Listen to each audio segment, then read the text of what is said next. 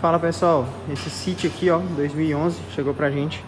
A gente já trocou já a suspensão inteira praticamente, já mexeu com o amortecedor, suspensão, balança, caixa de direção, já trocou toda essa parte de embuchamento do carro inteiro e ainda permanece um barulho do lado direito, na dianteira. Uma dica pra vocês aí ó, o causador desse barulho tá aqui, calço do motor. Esse aqui a gente já até colocou o novo já, substituímos já, colocamos o novo, entendeu? Pra galera que tá tendo esse probleminha aí, essa dificuldade de fazer o diagnóstico, esse calço aqui ele faz muito barulho mesmo, entendeu? Aí todo mundo fica procurando defeito na suspensão, porém não tem problema, é mais a questão do calço que transmite um ruído muito alto, beleza? A gente trocou ele, ó, o antigo aqui, o velho, ó.